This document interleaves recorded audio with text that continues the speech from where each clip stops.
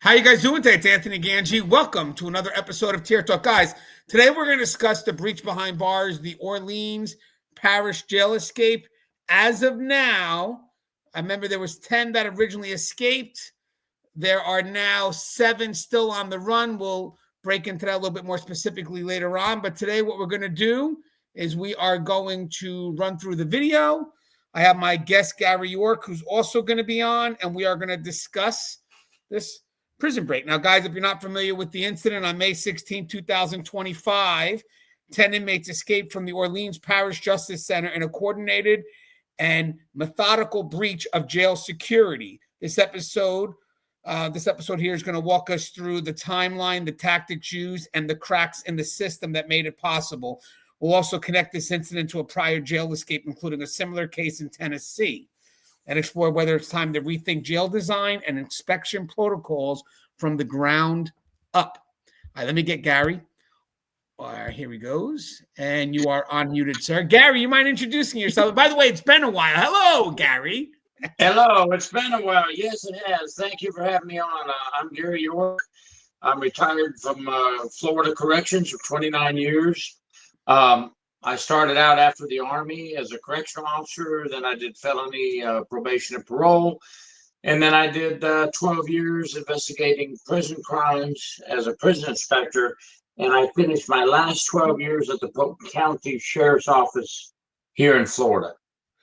All right. Now, real quick, I want to show you guys a video of the escape. Now, guys, as of today, May 19th, 7 inmates still remain at large out of the 10. And that's they believe it's a very calculated and well executed escape from the Orleans Parish Justice Center. And now the escape has triggered a region-wide manhunt and opened the floodgates to investigations, political fallout, and public scrutiny. All right, guys, let me show you guys the video real quick. And I will go ahead and I'm going to mute our...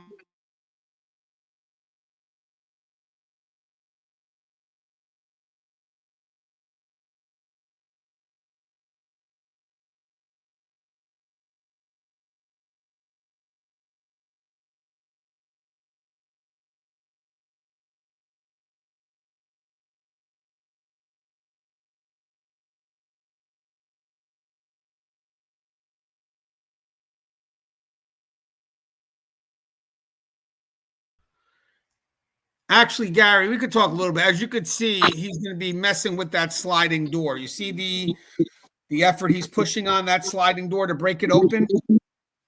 Yes, I see it. And my first thought is, where are the officers or the officer? Where is the officer at this point?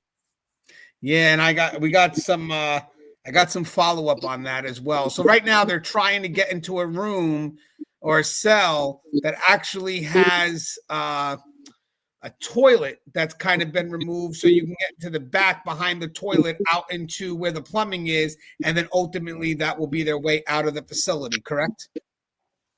Correct. Exactly. All right, so let's finish watching this in its entirety.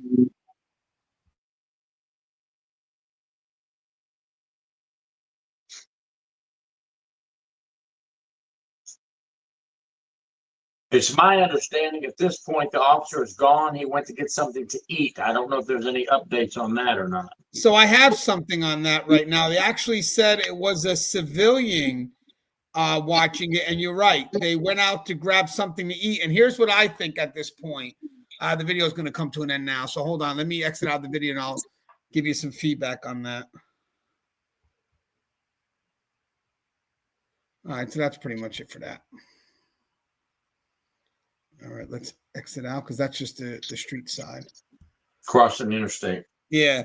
So I got some information on this. So I do think it's planned because supposedly there's a civilian that watches the monitor. So maybe he takes a break at the same time, or she takes a break, because they're pretty active on this door for quite some time, and they're not even looking around to see if anybody's watching them. So obviously they feel that they're able to do it. So I believe, I don't know if there's an officer on the floor, but I believe there's supposed to be a civilian watching the monitor. And I want to mention one thing.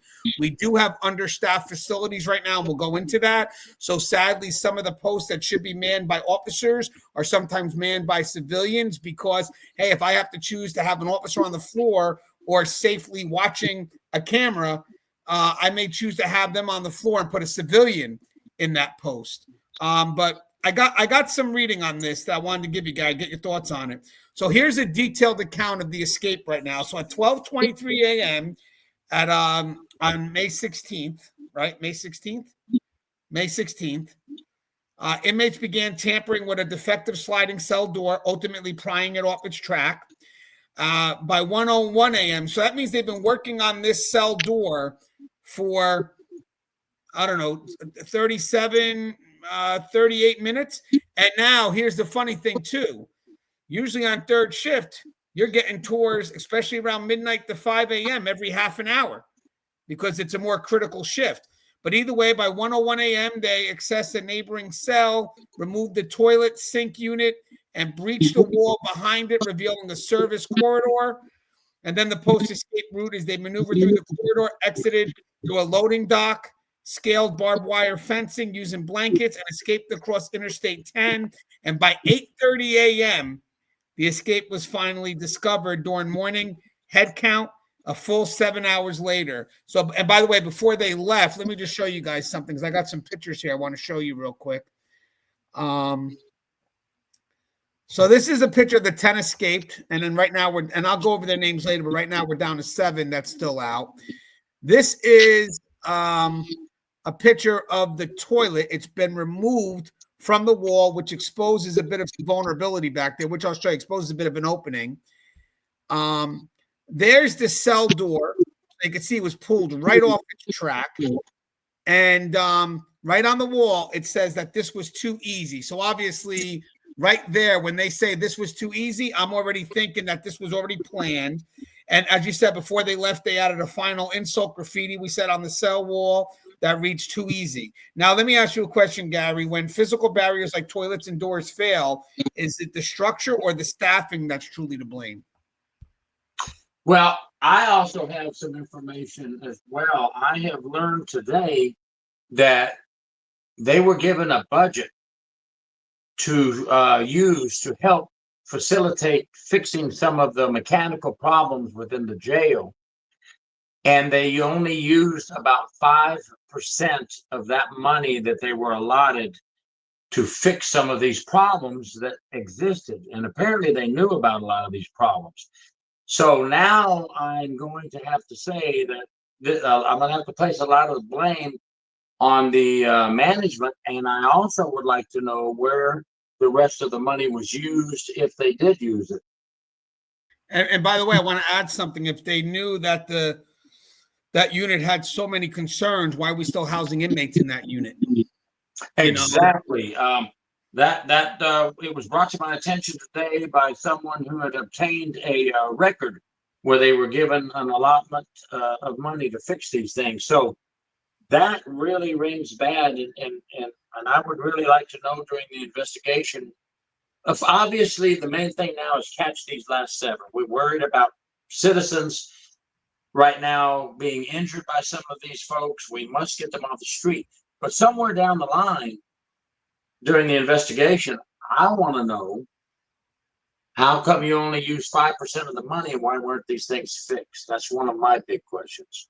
Yeah, when they do the investigation, now that's going to have to come up because you're going to have the reaction, but you're also going to have the preventive measures. And yes, it's not just about people doing their tours either. It's going to be about, hey, we know we had design flaws here, because you figure corrections should be built on multiple fail safes.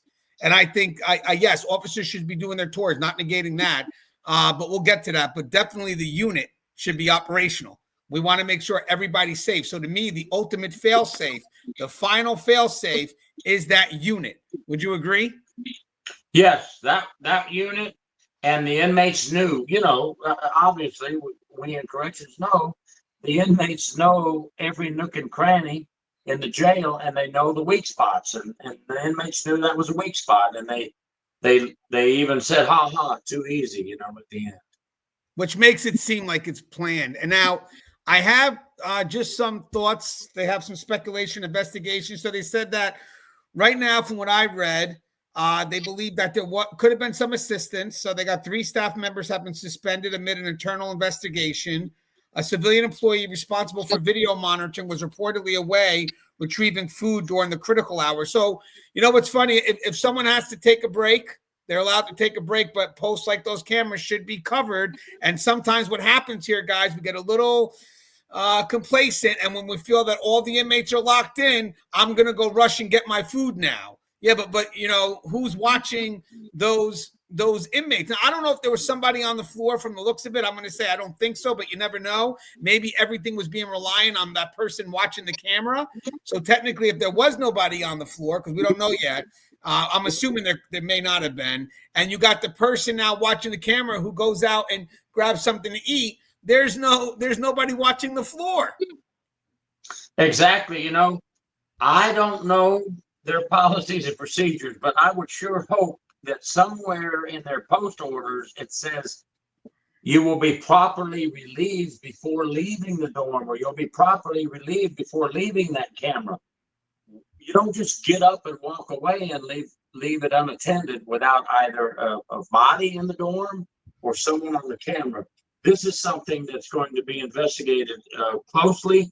In my opinion, under administrative rules, there's a problem, but they may look at it on the criminal side as well, because coming from the investigative side of the house after being a correctional officer, I have to tell you, you have to look and see if anybody was paid to look the other way. And I know they don't want to hear that, but you have to when you're investigating.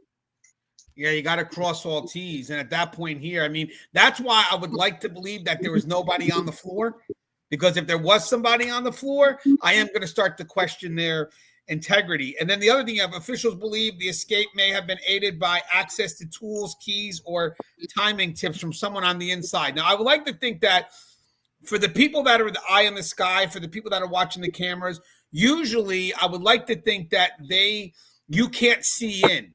So you really don't know what they're looking at, what they're not looking at. And this kind of, you know, puts the inmates makes the inmates a little bit hesitant. But if you're able to see everything, I have a feeling that the inmates either knew this routine because they're going at it for a while, or they just said, hey, he's not there, let's go for it. But either way, it was planned, I think, because they saw a weakness and then they acted on it, whether it was the same day, the next day, it doesn't matter. And then now you get that little note on the thing, it was too easy. I think that's just a shot at the system. Would you agree? Oh, I agree. And I agree 100%. It was planned, and it took a little bit of time. So, you know, I don't know when you wanted to talk about that, but because of the time it would take to plan it and actually get this hole in the wall and go in and out of that room, they had to be in there several times, I would assume, before they escaped. You know, did they have any inside help would be one question.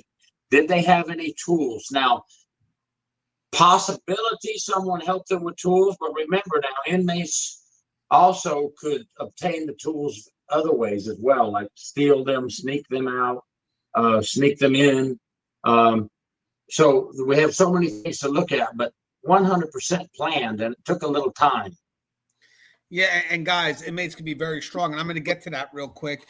So Gary already said the facility has long been flagged for defective locks, understaffing, and aged infrastructure, and in 2025 was operating at only 60% staffing capacity, housing over 1,400 inmates. Sometimes these officers I've seen in certain jails where maybe one officer or two officers are watching multiple pods. So when they go into one area, they're really relying on the person who is watching the camera system. And then they said at this point, Governor Jeff Landry called for a formal review and new legislation mandating escape alerts to the public. And then Attorney General Liz Murrell criticized the sheriff's office and demanded full transparency.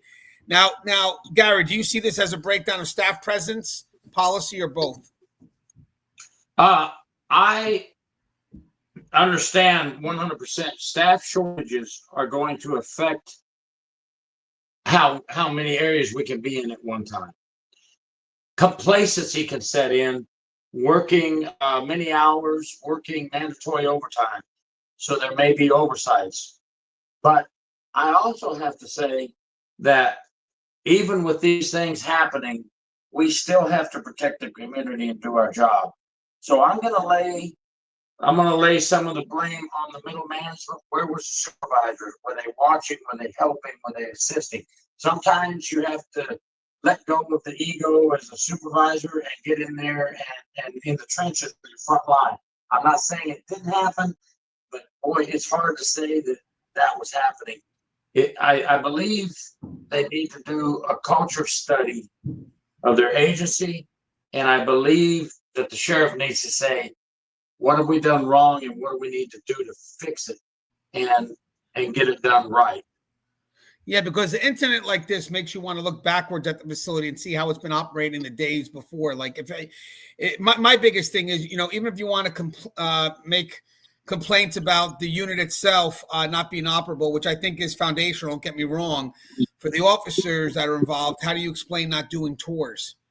How does understaffing affect you not doing a tour for 7 hours? I'm curious to see how that's going to play out, because I know when you're understaffed, and obviously if it's going to be a while and you're working on it, then there should be adjustments made, documented adjustments, to make sure that the main posts are covered, to make sure the main things are being done, which includes the routine checks, which includes the tours, because I also feel when you're short-staffed, the first thing that you lose are the basics. So we could probably say if for 7 hours, no one was checking these inmates on a shift that usually should be almost every half an hour, then you got to assume that maybe during the day, there's a good chance no one's, checking the integrity of the unit either. Are we checking to see if, there's any breaches in cells or contraband, like tools or whatnot? And I can guarantee you, when you don't have the staffing, the first thing to stop happening are going to be the searches. Are going to be the tours, because at this point here, you got other things you're trying to work on. So that tends to be pushed aside until, sadly, this happens. Now, this is the end result of the failing at the basics. It really is. And unfortunately, you don't know that the basics have failed until this happens, because corrections is layered. There are so many fail safes that are supposed to be in play before something like this happens. So for something like this to happen, that means every layer was not properly monitored or taken care of, and now this is the end result. Would you agree with that, Gary? I agree with it. I had said to someone earlier today, when they asked me, at what level do you think things went wrong, I had to say from the front line to middle management to upper management, because that's what I see in this scenario from way up above. Yes, I'm in Florida, but I can still see that this looks to me like the problem. I have investigated escapes before, and I have seen where people were informed of problems and problem areas and reported these areas. I'm talking about the front line. And even after reporting these certain areas, they were not fixed. And lo and behold, that's where the escape took place. So I see it at all levels.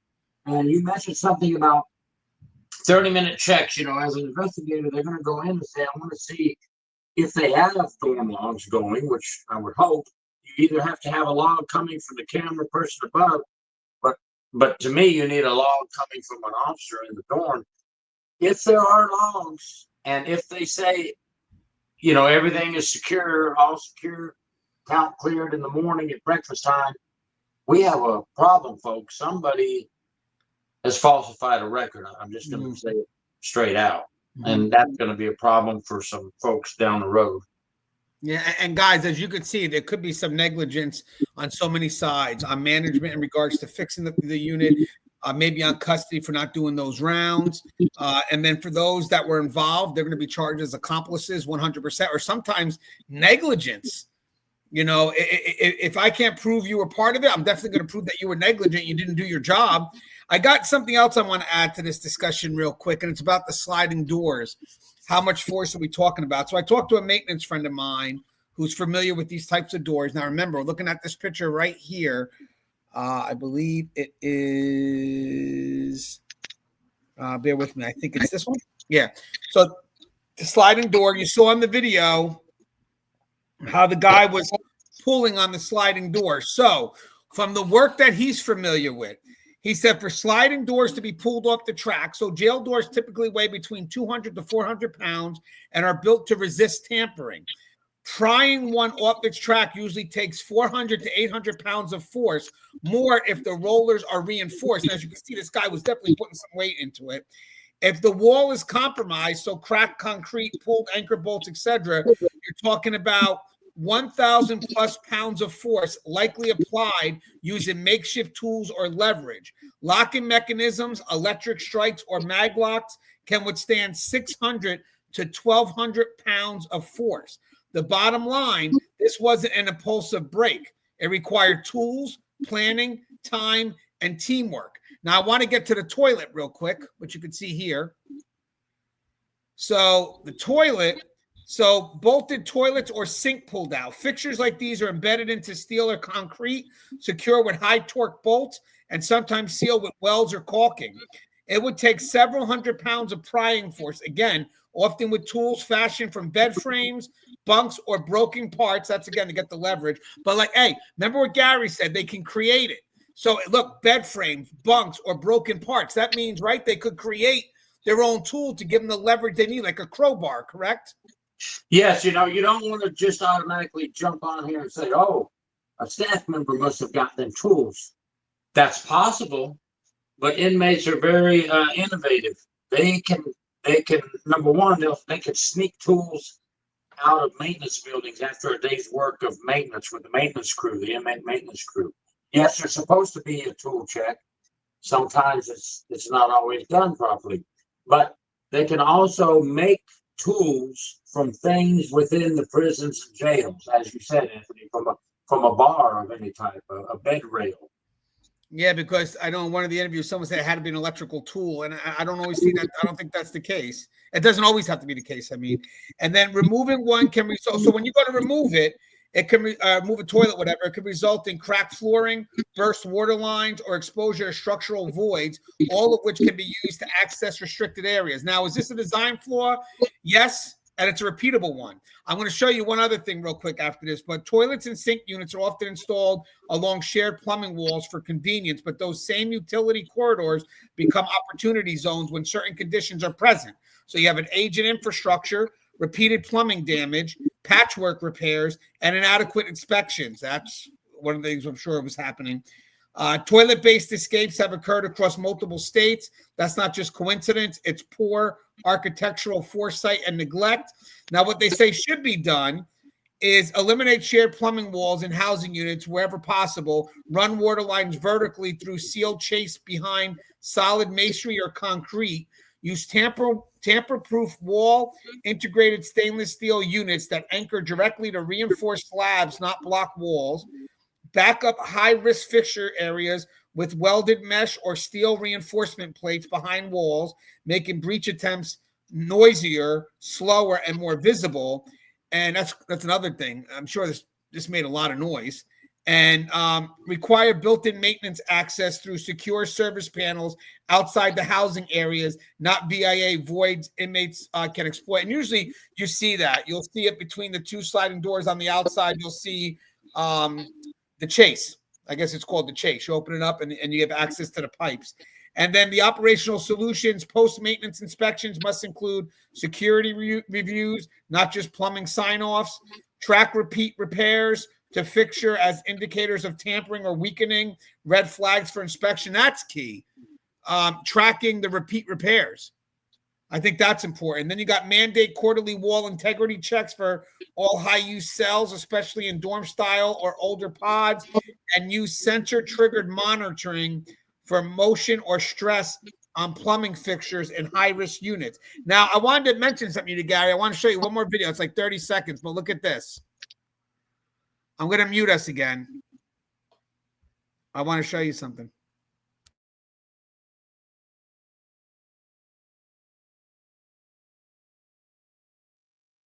In Tennessee, police are still searching for 4 inmates who escaped on Christmas Day. Their escape route? A hole in the wall behind a toilet. Cook County Sheriff says that 6 inmates took advantage of a water leak behind one of the toilets. The men were able to remove it and gain access to a hole which led them outside the jail. Police were able to catch 2 of the inmates. The escaped inmates were imprisoned for charges ranging from arson to aggravated assault.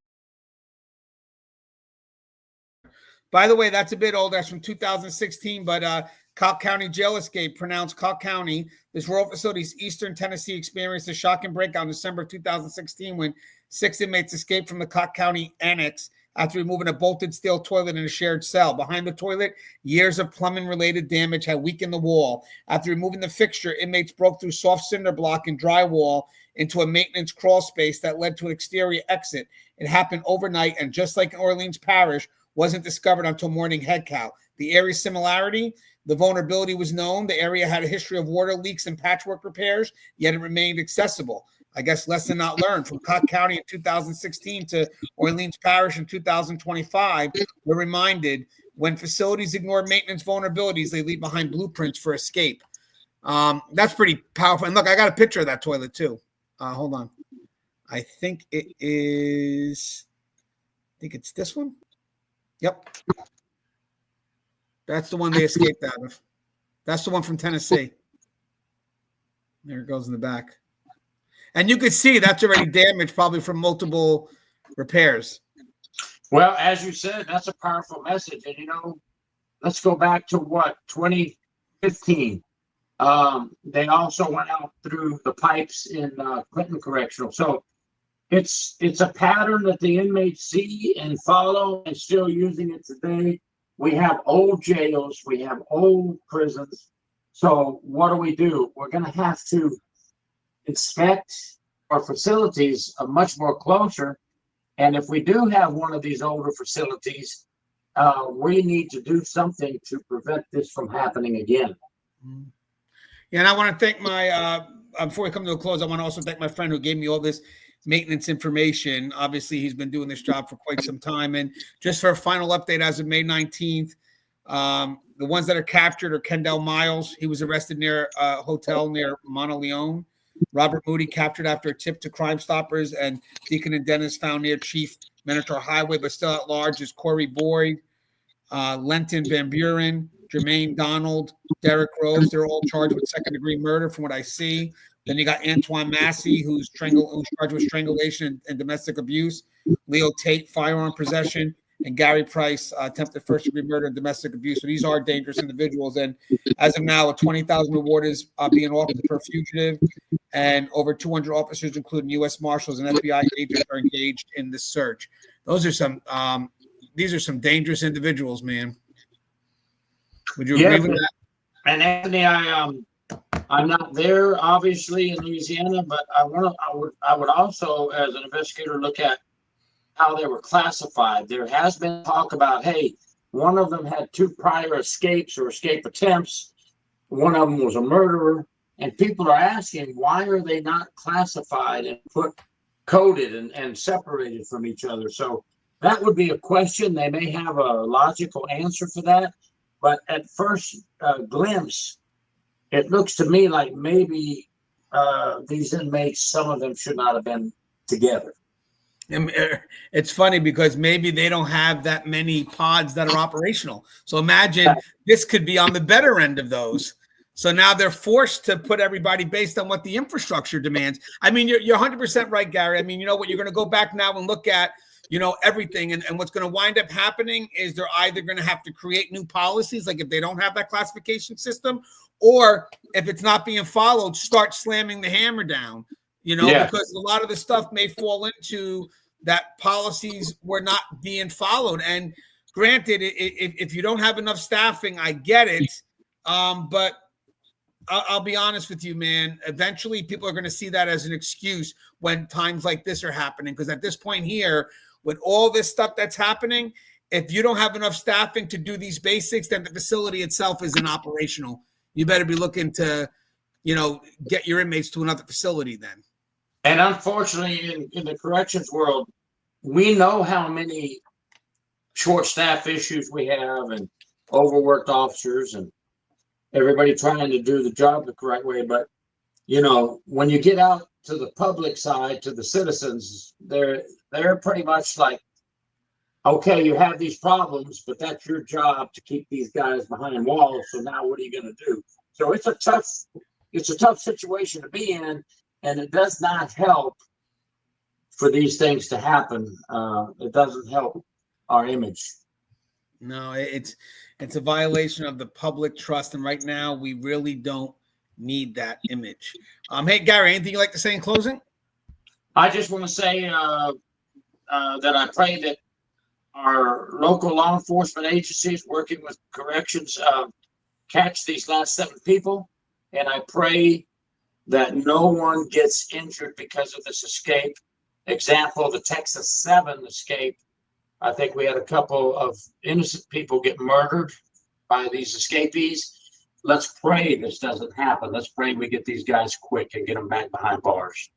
Yeah. Now, guys, it's sad that this had to be a message. Unfortunately, it had to come out, but hopefully we learn from this and we don't fall into the same route of complacency, because again, it just, it's not going to happen at my facility until it does. This is 10 inmates that were able to, not just escape, but have time to even write on the wall. This was too easy.